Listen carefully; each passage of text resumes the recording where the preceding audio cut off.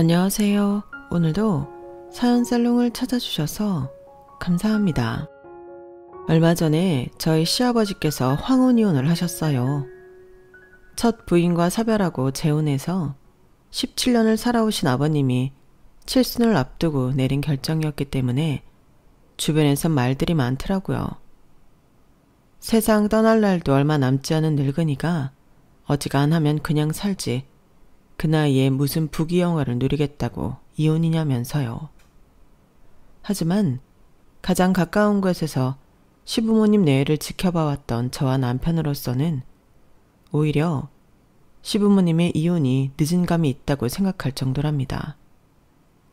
그건 아마도 남들이 모르는 시어머니의 본 모습을 많이 봐왔기 때문일 거예요. 그런데 이번 일로 사실 저와 제 남편은 좀 곤란한 입장에 처해 있어요. 그건 바로 제 남편이 아버님의 친자식이 아닌 이혼당한 어머님의 아들이라는 것 때문이에요. 이런 경우 저희 부부 역시 어머님을 따라 아버님과 연을 끊는 게 맞으니까요. 하지만 이런 와중에 저희 부부가 아버님 댁에서 들어가 살게 되었으니 남들 보기엔 이상해 보일 거예요. 저희 부부도 이래도 되는 건가 걱정이 되긴 하니까요. 그럼에도 아버님 댁에서 살기로 한 건 아버님 부탁 때문이었어요. 사실 아버님이 진작에 이혼 결정을 내리지 못하신 것도 바로 저희 부부 때문이었어요. 어머님과는 당장이라도 헤어지고 싶었지만 저희 부부가 눈에 밟혀서 그러지 못하셨던 거죠.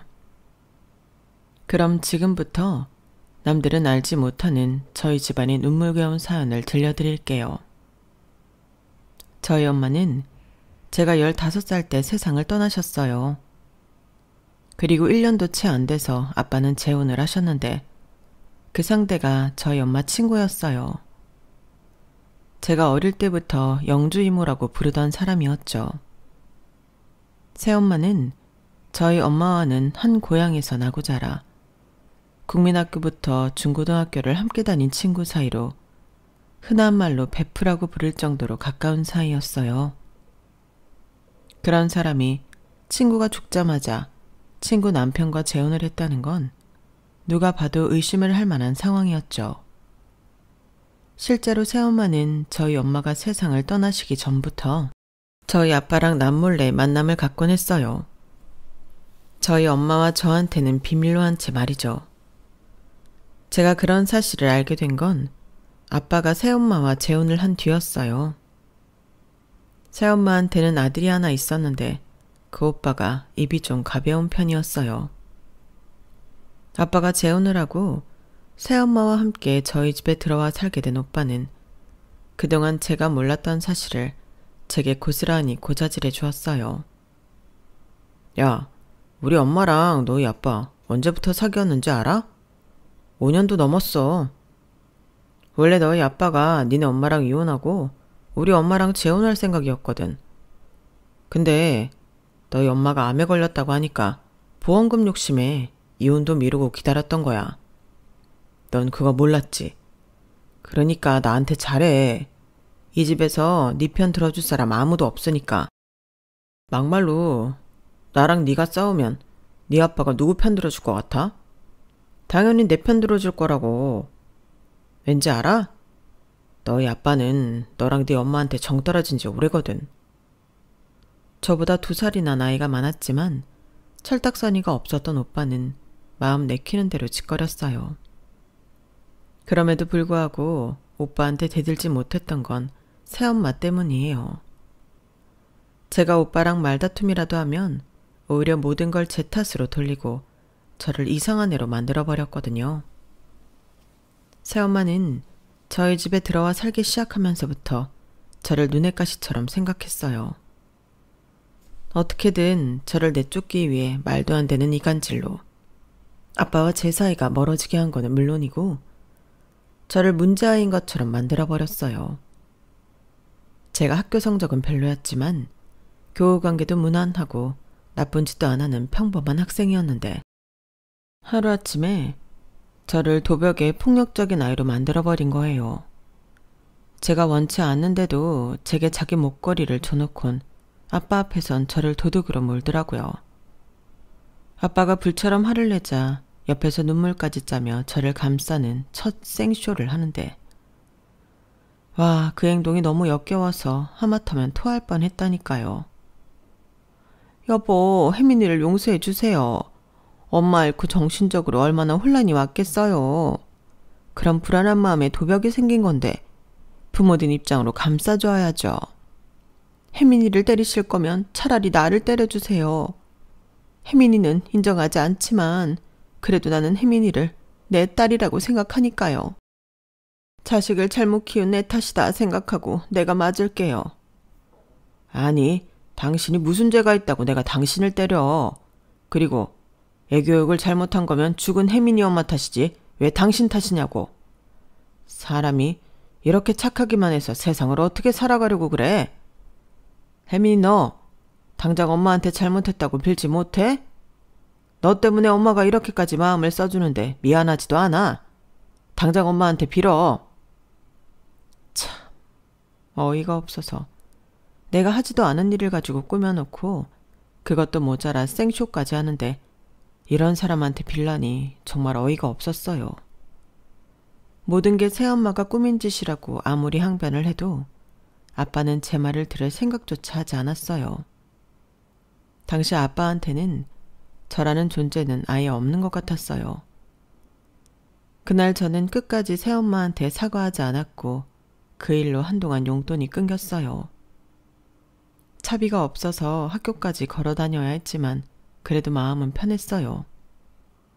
이런 일들은 이후에도 수없이 벌어졌고 그러는 사이 저는 집안에서 문제아로 낙인 찍혀버렸죠.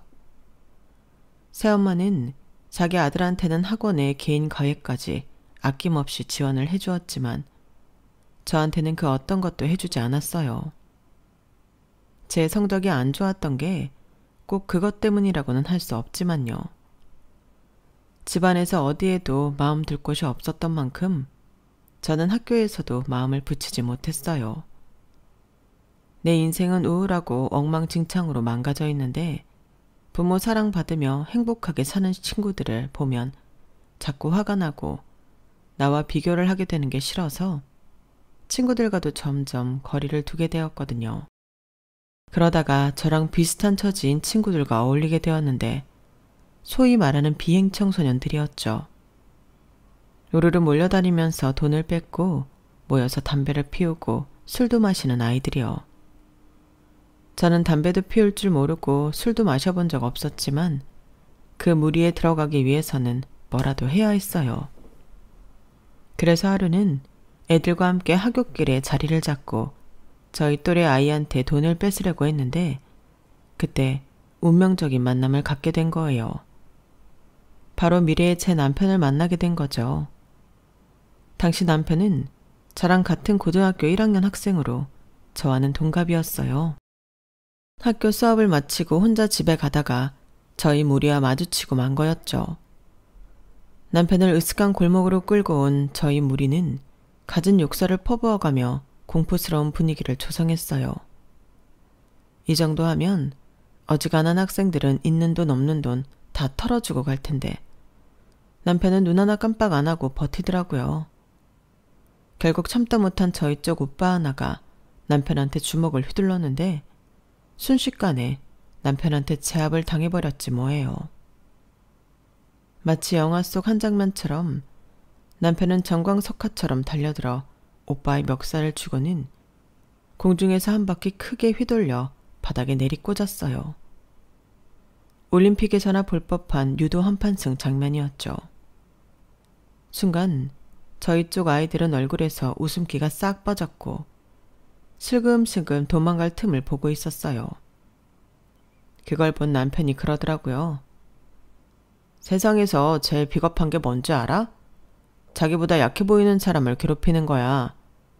우르르 때로 몰려다니면서 뭐라도 된 것처럼 웃으드니까 좋냐? 그래봤자 니들은 루저일 뿐이야. 혼자 다니기엔 겁이 나니까 여럿이서 다닐 수밖에 없는 찌질한 겁쟁이라고요. 누구든 날 이길 자신 있으면 덤벼. 자신 없으면 앞으로 내 눈에 띄지 마라. 걸리면 가만 안 둘 테니까. 남편의 말에 저희 쪽 아이들은 하나 둘 도망을 쳤어요. 그런데 저는 발이 움직이지 않더라고요. 겁이 나서가 아니라 내가 지금 뭘 하고 있는 건가 스스로 한심해서 그랬어요. 어쩌면 내 앞에 남학생 말대로 새엄마는 별것도 아닌 루저일지 모른다는 생각이 들었어요. 그런 인간이 두려워 내 인생을 망칠 필요가 있을까? 내심 그런 생각이 들더라고요. 그런데 그때 우두커니 서 있는 저를 보고 남편이 그러는 거예요. 넌 뭐야? 나랑 해보겠다는 거야? 난 여자는 안 때려. 그러니까 꺼져. 누가 너랑 싸우겠대? 있잖아. 나도 그거 좀 가르쳐줘. 나도 너처럼 누굴 좀 때려 눕혀야겠으니까 방금 했던 그거 좀 가르쳐달라고. 아, 진짜 어이가 없어서. 너 방금 전까지 날라리들이랑 같이 나한테 돈 뺏으려고 했던 애야. 그런데 내가 네 부탁을 들어주겠니? 네가 가르쳐달란다고 내가 그러겠다고 하겠냐고. 말이 되는 소리를 해. 그건 미안해. 그런데 나 정말 그 기술이 필요해서 그래. 정말이야. 남편은 다짜고짜 유도 기술을 가르쳐달라고 떼를 쓰는 저를 보고 황당했는지 입을 떡 벌리고 서 있었어요. 그래서 어떻게든 마음을 돌릴 생각에 제가 처한 상황을 주저리 떠들었어요. 두서없이 떠들긴 했지만 요점은 이거였어요. 나를 괴롭히는 새엄마랑 새엄마 백만 믿고 툭하면 나를 때리는 오빠한테 제대로 한 방 먹이고 싶다는 얘기였죠. 한참 제 이야기를 듣고만 있던 남편은 저를 빤히 바라보다가 한마디 했어요. 내일부터 방과 후에 옥상으로 와. 1분이라도 늦으면 그냥 갈 거야. 걱정하지 마. 어차피 난 할 일도 없으니까 종례 끝나면 바로 달려갈게. 그렇게 저는 미래의 내 남편한테 유도를 배우게 되었어요. 제대로 된 유도를 배우겠다는 건 아니고 상대를 내동댕이 칠 수 있는 기술 딱 하나만 제대로 배우겠다는 생각이었죠. 그런데 당장 기술을 배우고 싶었던 제 마음과 달리 남편은 쓸데없는 걸로 시간을 끌었어요. 운동장을 몇 바퀴나 돌게 하거나 빈 교실에 앉아서 그날 배운 국영수 교과서를 읽게 하거나 영단어를 외우게 하는 등 유도와는 전혀 상관없는 것들로 말이에요. 처음엔 남편 비위를 맞출 생각에 잘 짜랐던 저였지만 일주일쯤 지나니까 더는 못 참겠더라고요. 그래서 한마디 했더니 남편이 그러는 거 있죠. 너 바보냐? 네가 니네 새엄마를 매칭으로 넘긴다고 뭐가 달라지겠어. 네 새오빠한테 한판승 딴다고 네 인생이 뭐가 달라지겠냐고. 진짜 네가 그 사람들한테 한 방 먹이고 싶다면 좀 더 확실한 걸로 준비하란 말이야. 새오빠보다 좋은 대학에 들어가거나 네 힘으로 온전히 살아갈 수 있는 직업을 갖거나 그것도 아니면 니네 새엄마처럼 돈 있는 남자 만나 인생 역전이라도 하라고. 이게 유도기술 하나 배우는 것보다 너한테 더 필요한 한 방이 될 테니까. 네가 원한다면 내가 도와줄게. 다른 건 몰라도 좋은 대학 갈 수 있게 도와줄 수는 있으니까. 어때? 나랑 공부해 볼래? 야, 너 웃긴다. 네가 1타 강사라도 되냐? 무슨 수로 나를 대학에 보내준다 만다 그래. 어이가 없어서 정말. 네가 전교 1, 2등 하냐? 그 정도 되냐고. 그 정도 아니면 나대지 마. 그러자 남편이 피식 웃으면서 그러더라고요. 지금까지는 전교 1등 놓쳐본 적 없어. 그럼 이제 나랑 공부할 거야? 그냥 해본 소리였는데 정말 전교 1등일 줄이야. 순간 저는 할 말을 잃었어요. 그리곤 바로 한숨이 나더라고요. 남편 말이 하나도 틀린 게 없었거든요. 유도 기술 좀 배운다고 내 인생이 달라질 건 하나도 없고 그렇다고 손 놓고 살자니 속이 끓어서 제 성질에 제가 미칠 것 같았거든요. 나를 만든 친부모도 손 놓고 있는 상황에 저를 도와주겠다고 나선 남편이 고맙기도 해서 그냥 공부를 하기로 했어요.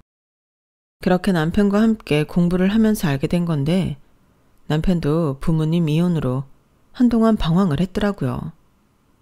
그러다가 엄마가 재혼을 하시면서 새아빠를 만나게 됐는데 그분이 참 좋은 분이셔서 덕분에 마음을 잡고 공부를 하게 됐다고요. 저와 처지가 비슷한 부분이 있어서 그랬는지 남편은 제게 신경을 많이 써줬어요. 전교 1등이 반에서 중간도 안 되는 성적을 가진 친구를 위해 자기 시간을 빼가며 공부를 가르쳐주다니 말도 안 되는 일이잖아요. 남편 부모님이 아시면 난리가 날 일이었죠. 그렇게 한동안 남편한테 따로 공부를 배우다가 몇 달 지나고부터는 남편과 함께 과외를 하게 됐어요. 제가 아빠한테 직접 과외비를 받아냈거든요.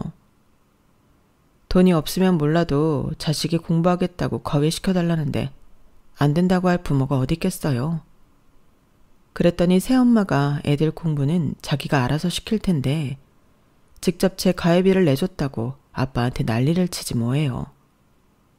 그래서 이번에도 틀렸구나 생각하던 그때 아빠가 그러더라고요. 애가 모처럼 공부하겠다고 하는데 과외를 당신을 통해서 하든 나를 통해서 하든 뭐가 중요해? 뭐로 가든 서울로만 가면 되지. 그러니 이번 일은 더 따지지 말고 그냥 넘어갑시다. 생각지도 않게 아빠가 강하게 나오자 새엄마도 더는 뭐라고 하지 못했어요. 어디까지나 돈을 쥔 사람은 저희 아빠였으니까요. 그렇게 저는 남편과 함께 남편네 집에서 과외 수업을 받게 되었지만 워낙 성적 차이가 심해서 진도는 따로 나갈 수밖에 없었어요. 그러다가 2학년 2학기부터는 같이 진도를 나갈 수 있었죠. 그 사이 제 성적이 많이 올랐거든요. 새엄마 아들이 엄청난 돈을 학원비와 과외비로 쓰고도 대학에 떨어져 재수를 하는 판에 제 성적이 전교 20등 안까지 올라가자 새엄마는 초조해했어요. 혹시라도 자기 아들이 이번에도 대학에 떨어지고 반대로 저만 대학에 붙으면 어쩌나 걱정이 됐는지 오빠를 유학 보낼 준비를 하더라고요. 그런데 아빠가 허락을 안 하시는 거예요. 한국에서도 대학에 못 갈 정도면 돈 들여가며 유학까지 보낼 필요가 없다면서요. 그 일로 엄마는 몇 날 며칠을 울고 짜며 시위를 했고 결국엔 아빠 허락을 받아 오빠를 유학 보내는데 성공했어요. 그게 자신의 아들 인생에 독이 되는 줄도 모른 채 새엄마는 아주 신이 나 있었죠. 남편과 함께 공부하는 데 취미가 붙었던 저는 꿈에 그리던 대학에 합격을 했어요. 서울대에 들어간 남편에 비하면 많이 떨어지지만 그래도 상위권 대학에 들어갔으니 인간 승리나 다름없었어요. 남편이 아니었다면 날라리들과 함께 다니면서 온갖 비행은 다 저지르고 살았을 테니까요. 따지고 보면 남편은 제 인생의 은인이나 다름없었어요. 제가 대학에 합격하자 아빠는 엄청 기뻐하시며 입학 선물로 뭘 원하냐고 물으시더라고요. 따로 살고 싶어요. 학교 근처에 원룸 구해주세요. 그거면 돼요. 그 말에 아빠는 침울한 표정이었지만 새엄마는 알턴이 빠진 사람처럼 시원한 표정이었어요. 덕분에 새엄마 도움으로 손쉽게 집을 나와 독립을 할 수 있었고 이후로 아빠 집에 가는 일은 없었어요. 사람들은 명절에 집에도 안 가고 혼자 있으면 외롭지 않냐고들 하는데 솔직히 저는 전혀 외로운 걸 모르고 지냈어요. 집에 가봤자 새엄마 때문에 못 올 때 온 것처럼 불편하기 짝이 없었으니까요. 게다가 집을 나와 혼자 살기 시작하면서부터 남편과 함께 보내는 시간이 많았기 때문에 외로울 틈은 없었어요. 남편과 저는 고3 말부터 사귀기 시작해서 남편이 군 생활을 하던 때 빼고는 거의 붙어 다니다시피 했거든요. 명절엔 남편을 따라 남편네 집에 가서 떡국도 먹고 송편도 먹고 했을 정도였기 때문에 저한테 시댁은 제 친정보다 편하고 가까운 곳이었어요. 그건 결혼을 한 뒤에도 마찬가지였어요. 저희 부부는 대학도 졸업하기 전에 결혼을 했어요. 남편이 군 제대를 하고 몇 달 뒤에 바로 식을 올렸거든요. 결혼을 서둘렀던 건 따지고 보면 저 때문이었어요. 남편이 군복무를 하던 때였는데 오빠가 제가 살던 원룸에 찾아와 난동을 부린 일이 있었어요. 미국에서 돈만 주면 누구나 들어가는 대학에 다니던 오빠는 흥청망청 돈을 쓰며 방탕하게 살고 있었는데 한 번은 방학을 맞아 한국에 들어왔다가 일이 난 거예요. 이 인간이 캐리어에 약을 숨겨왔던 거 있죠. 오빠는 정신과 치료제라고 우겼나 보던데 우리나라 경찰이 그런 말에 쉽게 넘어가나요? 수입도 안 되는 금지 약물을 허가도 없이 들여왔으니 당연히 약은 압수되고 오빠는 경찰 수사까지 받게 되었고 그 일로 아빠는 오빠에 대한 모든 지원을 끊으셨어요. 당연히 새엄마는 울고불고 난리를 쳤지만 이번만큼은 아빠도 쉽게 넘어가지 않았던가 봐요. 혹시라도 새엄마가 오빠한테 돈을 줄까봐 아빠는 생활비까지 모조리 끊어버리자 돈줄이 끊긴 오빠가 저를 찾아온 거예요. 술에 취한 건지 약에 취한 건지 정신이 반쯤 나간 오빠는 저희 집 살림을 부수고 난동을 부렸고 그 바람에 신고를 받고 온 경찰한테 끌려가고 말았어요.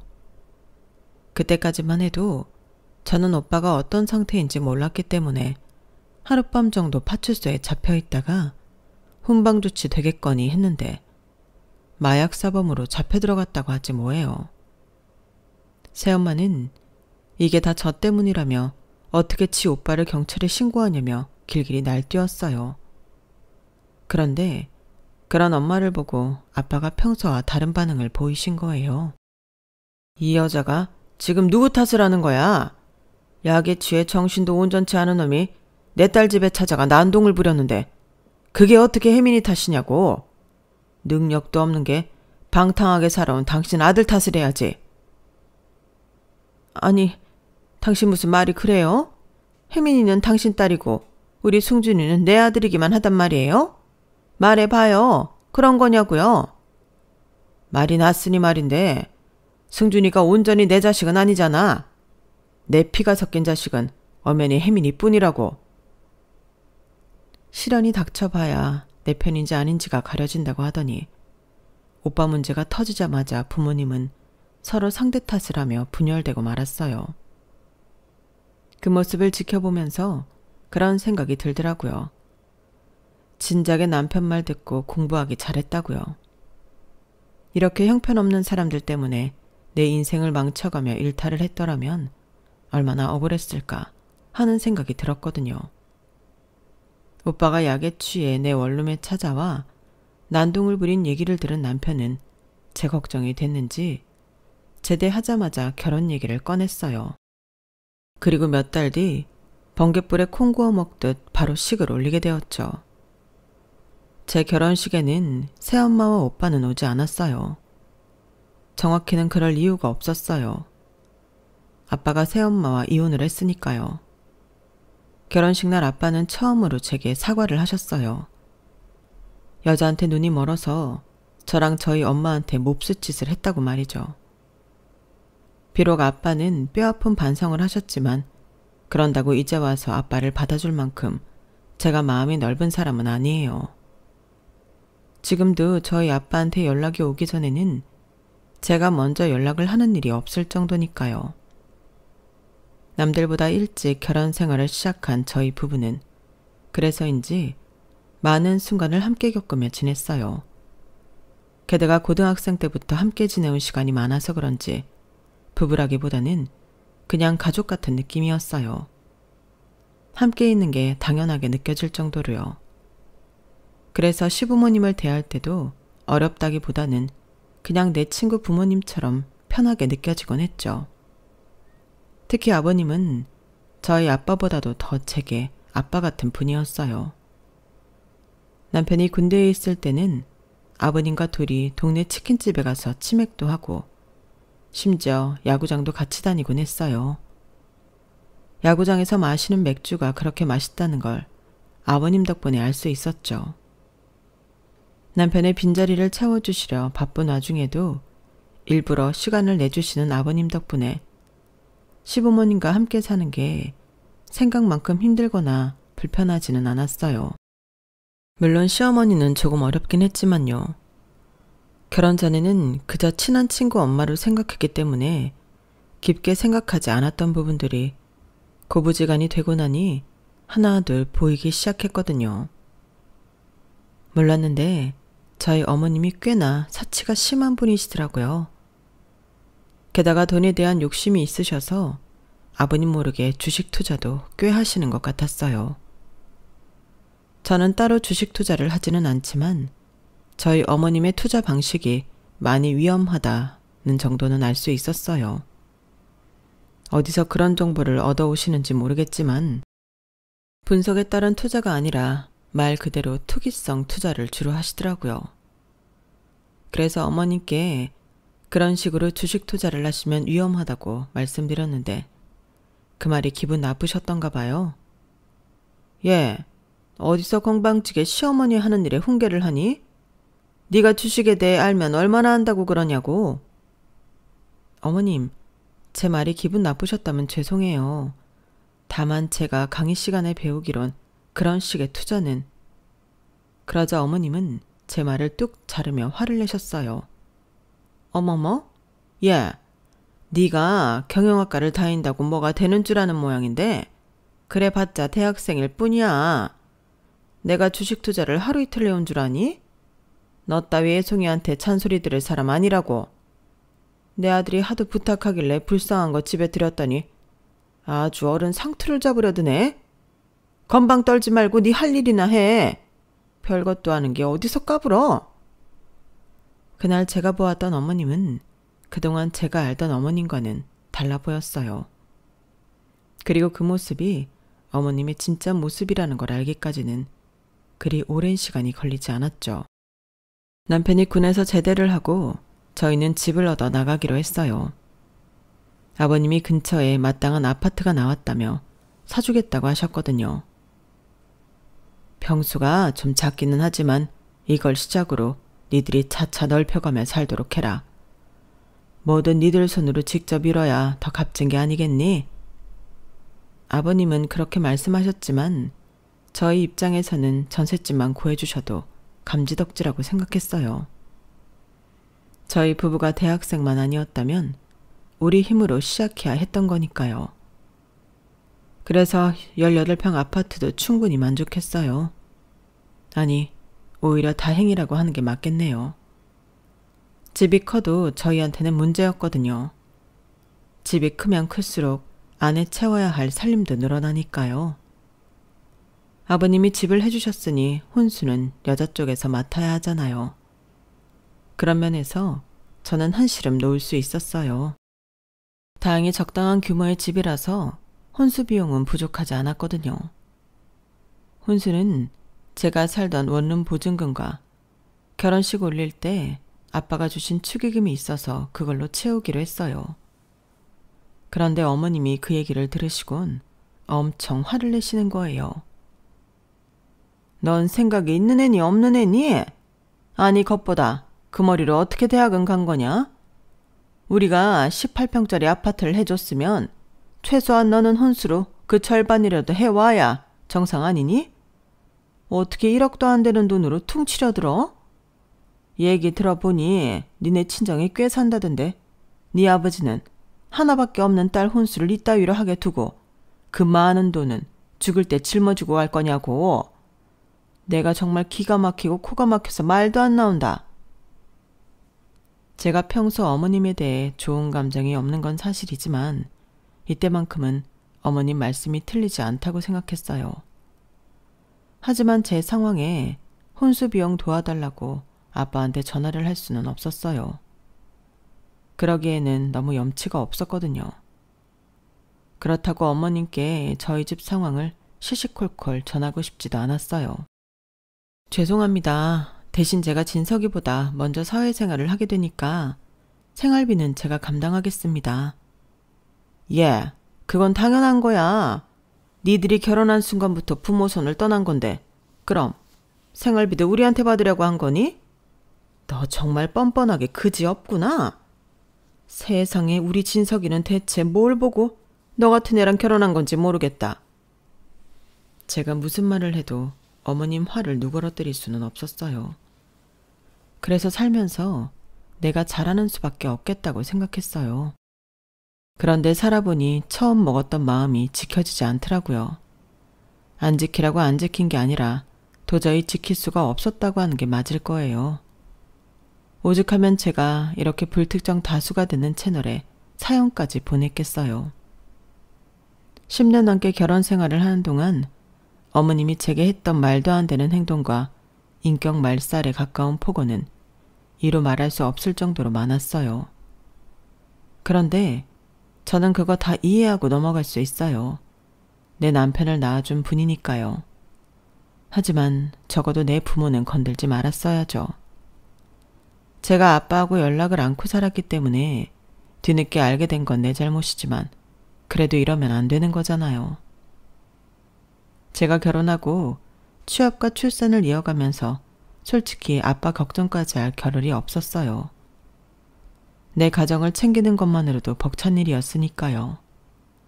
그러다가 아빠가 병원에 입원하셨다는 소식을 듣고 부랴부랴 병원으로 달려갔는데 막상 가보니 너무도 멀쩡하시더라고요. 어디가 아파서 입원을 하신 게 아니라 건강검진을 받으려고 하루 전에 입원을 하신 거더라고요. 그런데 아빠가 뜬금없이 저희 집 선산 얘기를 하시는 거예요. 혹시 아버님이 무슨 말씀 안 하시냐면서요. 선산 얘기는 들은 적 없어요. 그런데 갑자기 그건 왜요? 내가 이런 말을 해도 되는지 모르겠는데 실은 안 싸돈이 작년 이맘때 선산 땅 문서를 맡기고 돈을 빌려갔단다. 사돈 회사에 문제가 생겨서 급전이 필요하다길래 빌려주긴 했는데 그 이후로 연락이 통 없어서 말이다. 남의 집 선산 문서를 계속 쥐고 있기도 그렇고 해서 말이야. 아빠, 그게 무슨 소리예요? 아버님 회사 정리한 지가 언젠데 회사에 무슨 문제가 생겨요. 문제가 생겨도 우리하고는 아무런 관련이 없는걸요. 그나저나 어머님한테 얼마나 빌려주셨어요? 그러자 아빠가 잠시 머뭇거리더니 그동안 어머님이 저 몰래 아빠한테 돈을 빌려간 얘기를 해주셨는데 세상에 그 액수도 어이없고 빌려가면서 한 핑계도 너무 어이없어서 한숨만 나오더라고요. 어머님이 저희 아빠를 찾아가 돈을 빌리기 시작한 건 저희가 시댁을 나와 처음 신혼집을 꾸미던 그때부터였어요. 저한테 혼수가 적다고 타박하셨던 그때요. 저희 아빠를 찾아가 제가 염치 없어서 친정에 손도 못 내밀고 혼수 비용 때문에 전전긍긍하길래 자기가 대신 왔다고 하면서 혼수 비용으로 1억 5천을 받아갔다더라고요. 아버님이 해주신 아파트의 딱 절반 금액이었어요. 그 후로도 적게는 100만 원부터 많게는 수억까지 수시로 돈을 빌려가셨고 그래놓고 이자는커녕 원금도 제대로 안 갚았다는 거예요. 그러다가 작년 이맘때 선산문서를 맡기고는 3억을 빌려가셨다네요. 아니, 그 많은 돈을 다 뭐하느라 빌려간 건지 알 수도 없고 그걸 왜 우리 아빠한테 빌려갔는지 그 이유도 도무지 모르겠더라고요. 그래서 일단 이번 주 주말이 아버님 생신이라서 시댁에 가니까 그때 직접 물어보고 돈을 받아오든 하겠다고 했어요. 그리고 그 주 주말 남편은 퇴근하고 시댁으로 오기로 하고 저는 학교 시간에 맞춰 딸아이 학교에 들러 픽업을 해서 시댁으로 갔어요. 시댁에 도착해보니 아버님 혼자 집에 계시더라고요. 어머님은 백화점에 가셨다고 했고요. 그래서 준비해간 음식을 꺼내 일부는 냉장고에 넣고 갈비찜은 냄비에 옮겨 담고 있었는데 양념이 식탁에 떨어진 거예요. 그래서 식탁에 놓여있던 물티슈로 닦고 있었는데 언제 돌아오셨는지 어머님이 저를 보시고는 버럭 소리치시지 뭐예요. 야, 물티슈가 한 장에 얼만데 그걸로 식탁을 닦니? 걸레는 뒀다가 어디 쓰려고? 하여간에 요즘 애들은 돈 귀한 줄을 몰라요. 너 우리 진석이가 벌어오는 돈도 그렇게 헤프게 쓰는 거냐? 애 키우고 살림한다고 일도 그만뒀다더니 일도 안 하는 주제에 남편 월급만 축 내고 사느냐고.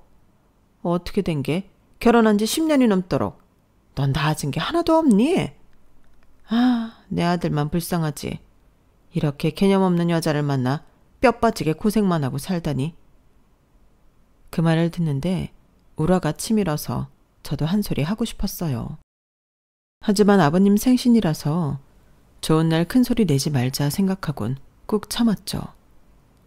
그런데 어머님 손에 명품 로고가 선명하게 찍힌 쇼핑백을 보니 생각이 달라지더라고요. 크기를 보니 지갑이나 구두는 아니고 분명 백인 것 같았어요. 저 브랜드 백이라면 최소 500만 원 이상은 할 텐데 그런 고가의 백을 턱턱 사들고 오는 사람이 고작 물티슈 한 장 썼다고 저를 낭비벽 심한 사람 취급을 하는 걸 그냥 넘길 수만은 없더라고요. 아니나 다를까 그날 어머님이 사온 백은 700만 원이 넘는 거였어요. 말로는 아버님 선물 사러 갔다고 하더니 아버님 선물은 기껏해야 3, 40만 원 하는 선글라스고 자기 걸로는 그의 20배 되는 백을 사온 거였죠. 그래놓고 누구 보고 돈 귀한 줄 모른다고 타박을 하는 건지. 그리고 저런 백을 살 돈이 있으면 우리 아빠한테 빌린 돈부터 갚아야 하는 거 아니에요? 남의 돈 빌려 쓴 사람은 고기도 숨어서 먹으라고 하던데 어쩌면 자기가 돈 빌려 쓴 사람 딸 앞에서 저렇게 당당하게 돈 쓰는 걸 보이는 건지 정말 이해가 안 됐어요. 그래서 처음엔 어머님께 조용히 선산 땅 문서에 대한 얘기를 물어볼까 했던 계획을 바꿔 아버님께 직접 말씀드리기로 했어요. 생신 케이크 커팅에 이어 식사까지 마친 뒤 저는 아버님을 모시고 서재로 들어가 제가 준비해간 종이를 건네드렸어요. 거기에는 그동안 어머님이 저희 아빠한테 받아간 돈의 내역과 아버님 명의의 선산 땅 문서에 대한 것까지 죄다 적혀 있었죠. 그걸 본 아버님은 금방이라도 얼굴이 터져버릴 것처럼 발갛게 달아올랐어요. 평소 인자하시던 아버님 모습은 온데간데 없이 사라진 그 모습에 저도 몰래 흠칫 놀라게 되더라고요. 잠시 뒤 아버님은 나직한 목소리로 조만간 이 돈은 저희 아빠를 찾아가 전해드리겠다고 하시고는 늦었으니 그만 돌아가라고 하셨어요. 그날 밤 저는 집에 돌아오자마자 남편한테 어머님이 그동안 우리 아빠를 찾아가 버린 짓에 대해 남편한테 다 털어놓았어요. 그러자 남편은 충격을 받았는지 한숨만 푹푹 쉬며 화를 참느라 무척 힘들어 보이더군요. 일단은 아버님 부탁도 있고 해서 아버님의 결정이 있기 전까지 우선 기다려보기로 했어요. 그리고 다음날 아침 어머님한테 전화가 왔는데 다짜고짜 욕설을 퍼부으시며 모든 게 제 탓이라고 화를 내시더라고요. 그래, 다 늙은 시부모 이혼시키고 나니까 이제 속이 시원하니? 너랑 니네 아빠 때문에 내 인생 개박살나는데 어쩔 거야? 위자료도 한 푼도 못 받고 맨손으로 쫓겨나는데 너 어쩔 거냐고. 당장 네 시아버지 찾아가서 이혼 못하게 말려. 안 그러면 나도 내 아들 너한테서 뺏을 테니까. 그동안 저 몰래 저희 아빠한테 돈 뜯어간 것에 대해 미안한 마음을 갖기는커녕 이런 상황에도 모든 걸 내 탓으로 돌리고 적반하장으로 나오는 어머님을 보니 무언가 치밀었어요. 그래서 그간 참았던 말을 쏟아내버렸죠. 어머님은 끝까지 남의 탓을 하시네요. 어머님이 왜 이혼을 당했는지 정말 몰라서 그러세요? 저랑 저희 아빠 사이를 이용해서 10수년간 돈 뜯어가고 그것도 모자라 아버님 선상까지 담보로 잡히신 부분이 누구신데 남의 탓을 하세요? 제가 사돈한테 돈 뜯어먹었습니까? 제가 내 남편 집안 선산 팔아먹었냐고요. 창피한 줄 아세요. 그리고 똑똑히 말씀드리는데 저희 아빠한테 빌려간 돈 그리고 혼수비 명목으로 가져간 돈까지 이달 안에 갚으세요. 안 그러면 바로 소송 들어갈 테니까요. 남의 돈이 얼마나 무서운 건지 제대로 알려드릴 테니까 앞으로 남은 인생 두 다리 뻗고 편히 살 생각 마시라고요.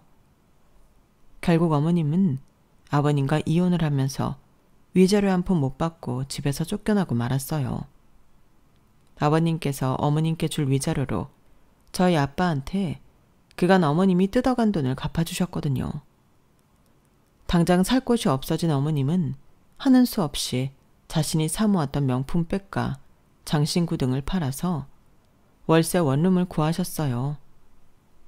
이후로도 몇 번이나 저희 집에 찾아와 자기 좀 받아달라고 애원을 하셨지만 그러고 싶지 않았어요. 저도 저였지만 특히 남편이 그러길 원치 않았거든요. 그러던 차에 아버님이 저희를 부르셔서 합가를 하면 어떻겠냐고 물으시더라고요.